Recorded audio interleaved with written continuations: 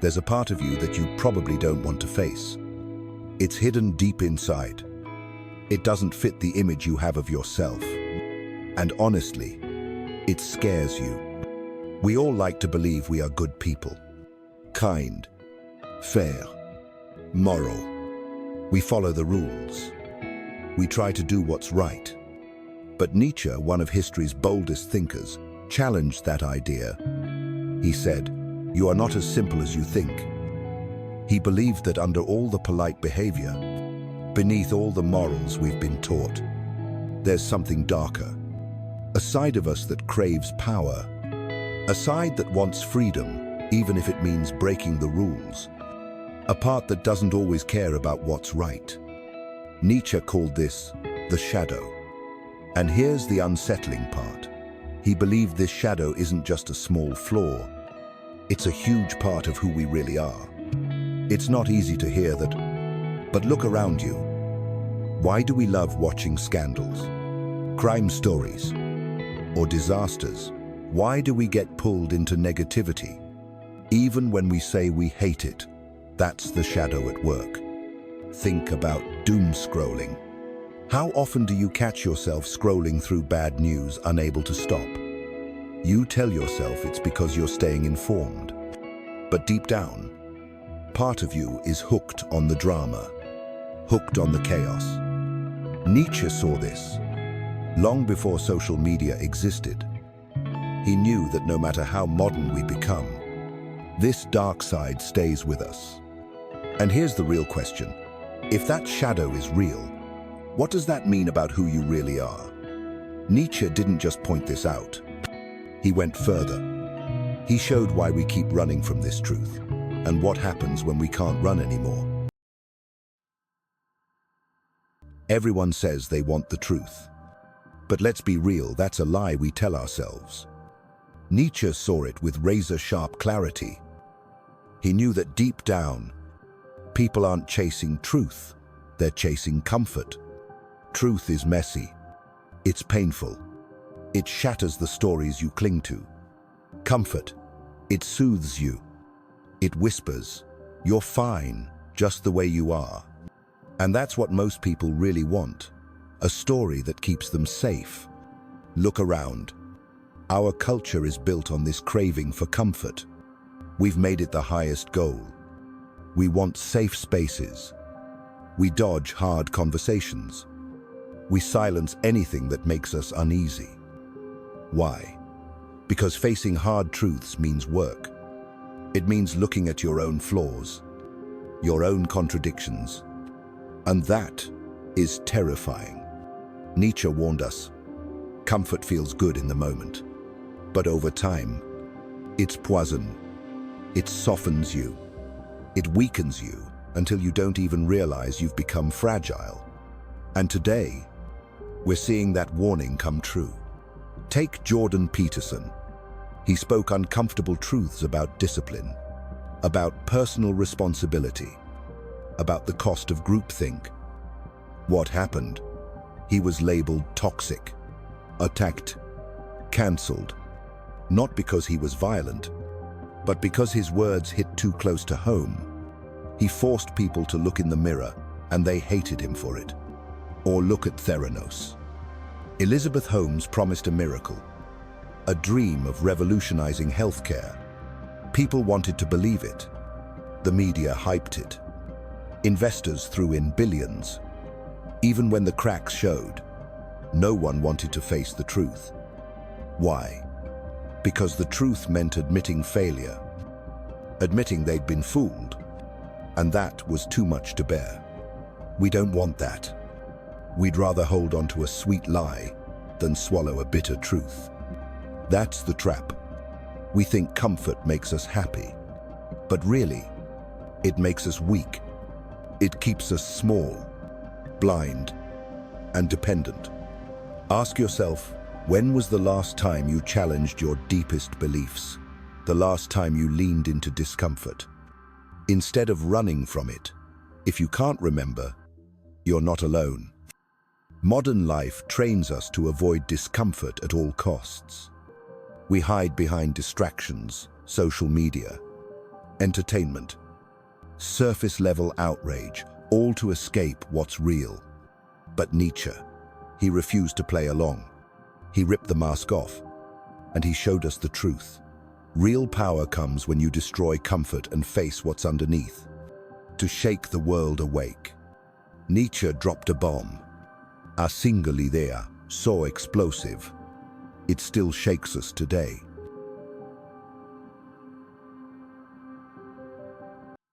On God is dead. It's one of Nietzsche's most famous and most explosive ideas. But it's also one of the most misunderstood. Most people think Nietzsche was just talking about religion, but that barely scratches the surface. What he really meant was this. The old structures, the absolute truths that held society together had crumbled. The belief in a higher power, the sense of universal morality, the idea that life had a clear, divine purpose, all of it was collapsing. And with that collapse came a terrifying realization. We are on our own. For Nietzsche, this wasn't just a philosophical point. It was a wake-up call, a warning. Because when the old gods die, something has to take their place. And here's where things get uncomfortable. Instead of embracing true freedom, human panic. We rush to fill the void. We search desperately for new things to believe in, new masters to follow. Nietzsche knew this. We are drawn to certainty. We crave order. We are terrified of the abyss that true freedom creates. So we build new gods. Today, we don't worship in churches like before. But make no mistake, worship hasn't disappeared. It's just changed form. Now, we bow to money, to fame, to power, to the gods of technology. Look at big tech, Facebook, Google, Instagram. These platforms don't just connect us, they control us. They decide what we see, what we value, what we believe. They tell you what's important.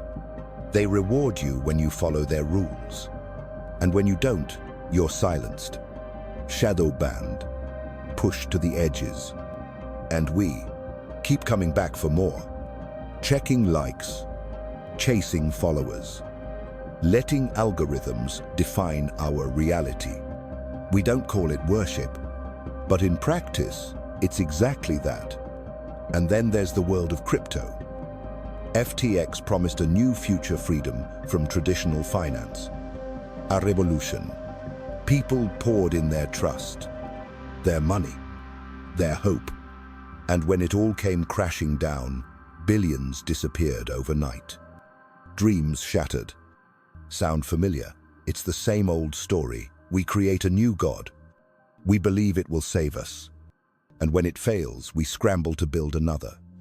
Nietzsche saw this cycle for what it really is. Proof that humans fear true freedom. We say we want independence.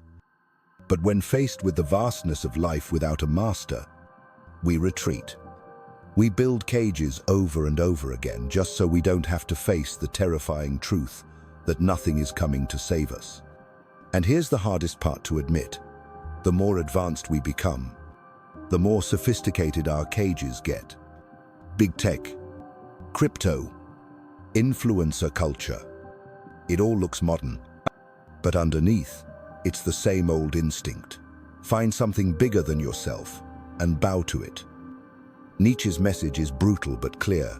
Unless you take full ownership of your life, unless you define your own meaning, you're just switching from one master to the next. So next time you think, I'm free, ask yourself, who's really in control? Because Nietzsche would say, if you haven't built your own values, you're still kneeling, just at a different altar. And that brings us to a darker question. What happens when you finally realize every system you trusted was just another cage?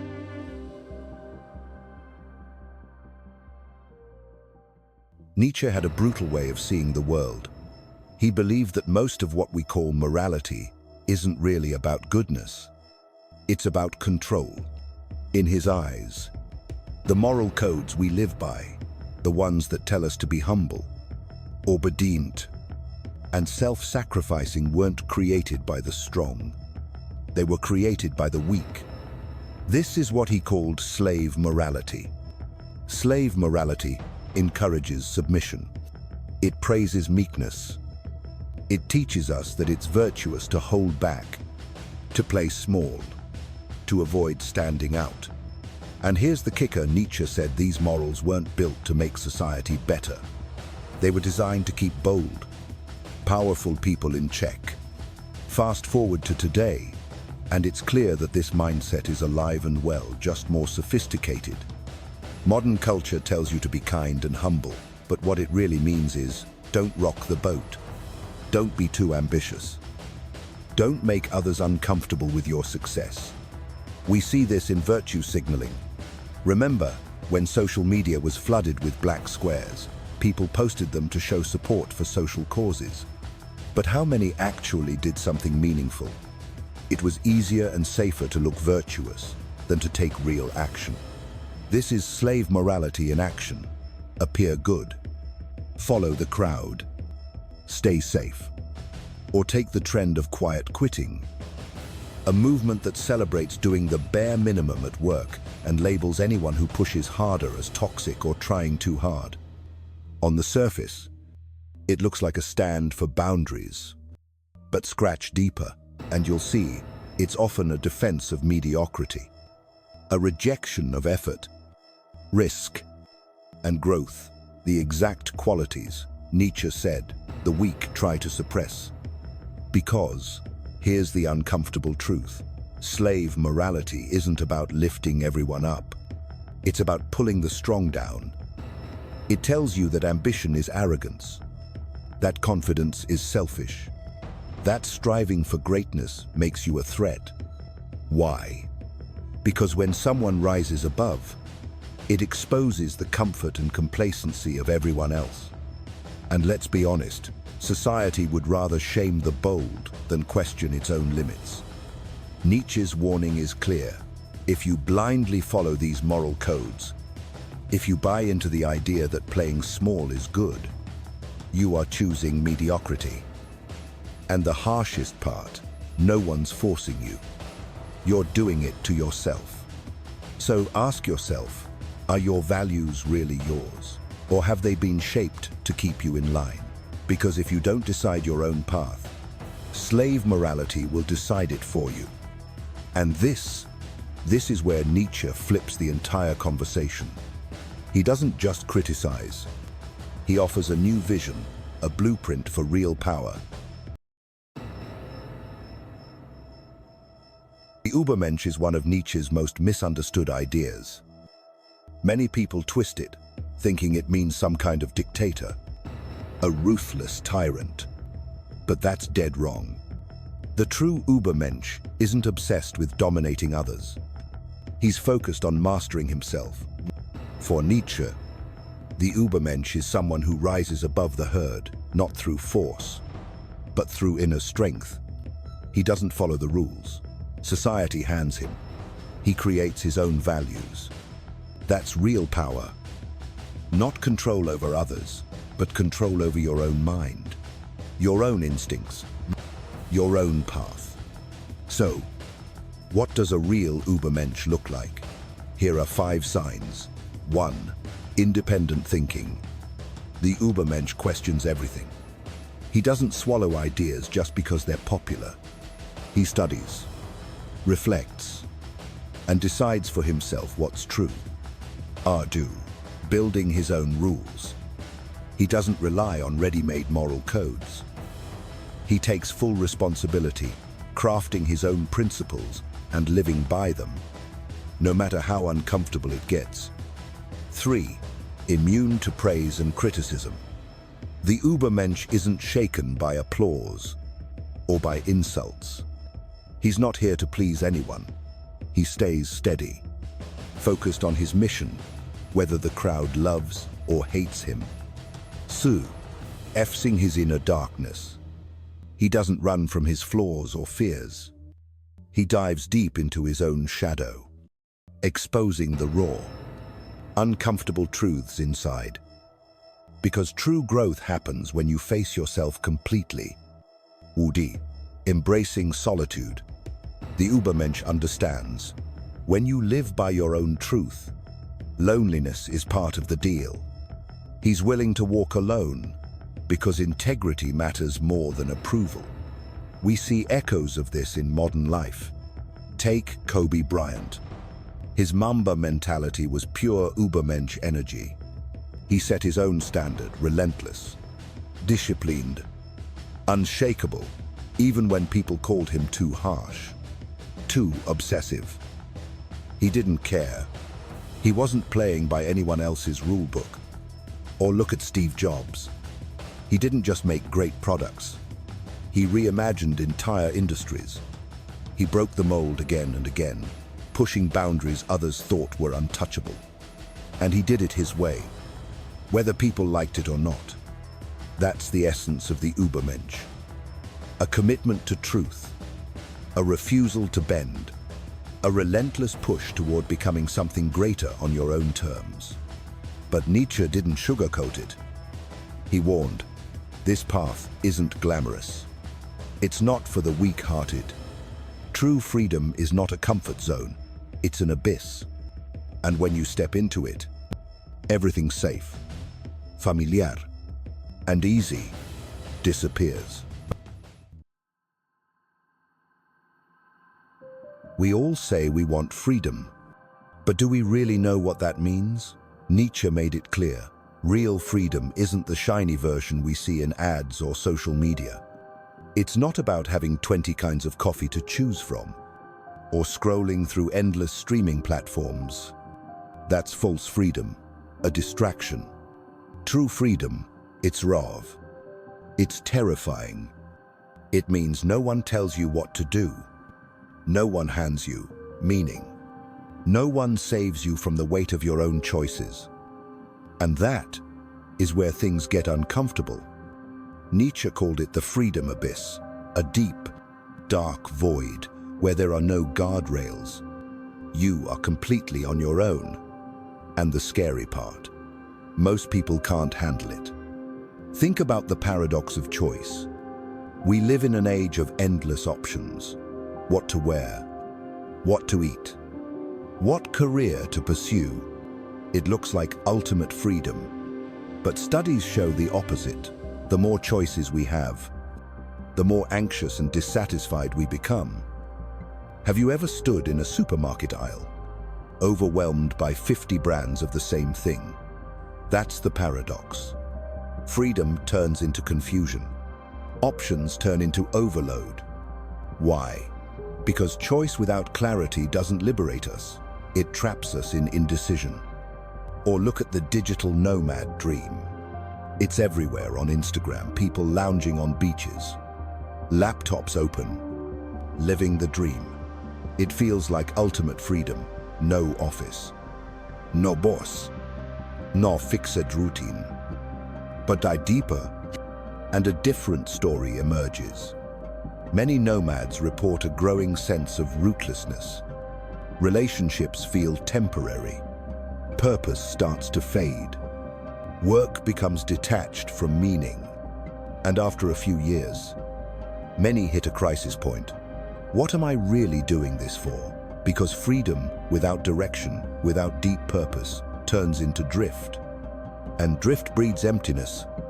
This is Nietzsche's exact point. We think we want to be free. But the moment we step into true freedom, most of us feel lost. And so, we run back. We grab onto the nearest system, the nearest rule book, just to feel safe again. The world is clever at selling fake freedom. Pick your phone color, work remotely, be your own boss, but all of that still keeps you inside invisible walls. True freedom means stepping beyond all that into a space where no one tells you how to live. And in that space, the only thing left is you, and the responsibility to define your own life. Nietzsche's warning is brutal. Most people will never dare to stay in that abyss. It's too raw, too empty, too real. But his challenge is clear. If you truly seek freedom, you must be ready to face that abyss and fill it with meaning you create. So the final question he leaves us with is this: do you have the courage to live without anyone leading the way? The final test. Here's the truth Nietzsche forces us to face. Real freedom comes with a price. It's easy to say you want to be free, but true freedom isn't just about making your own choices. It's about owning everything that comes after. No excuses, no blaming, no hiding. You succeed, that's on you. You fail, that's on you too. This is the final test. Are you willing to carry the full weight of your decisions? Most people, if they're honest, aren't. They say they want freedom, but what they really want is safety dressed up to look like independence. Nietzsche laid it out clearly.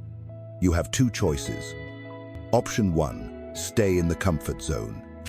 Follow the rules. Keep things safe. Predictable. Controlled. But understand that safety comes with chains. You are free, only within the limits someone else sets. Option 2, step into true freedom. Create your own path. Accept the risks, the uncertainty, the loneliness, and know every mistake, every setback is yours to carry. It's brutal, but it's real. We see glimpses of this in modern life. Look at Naval Ravikant. He's not just a successful entrepreneur, he's someone who built a life on his own terms. He speaks openly about wealth, happiness, and personal freedom, but always ties it back to one thing: radical ownership. Naval lives by his own values, refuses to be trapped by trends, and takes full responsibility for his choices. Or consider the anti-9-to-5 movement.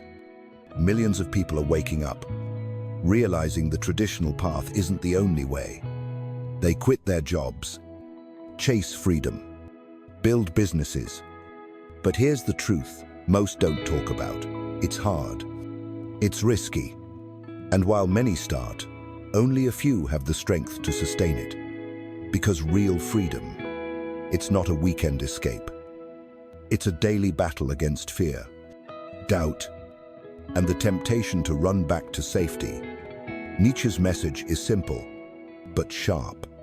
If you want to truly live free, you must stop looking for permission. You must accept full, brutal responsibility for your life. No one is coming to save you. No one is going to tell you what to do. It's all on you.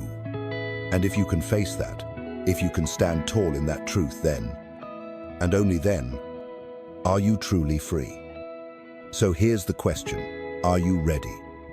Because if you've made it this far, if you're still listening, that means something inside you is waking up. Something deep, something real. Now's the time to act. Hit the like button, show you're not afraid to face these ideas. Share this video, spread the message to others who need to hear it. And one last thing, comment below with this sentence: I choose freedom, no matter the cost. Let's see how many are truly ready to step up.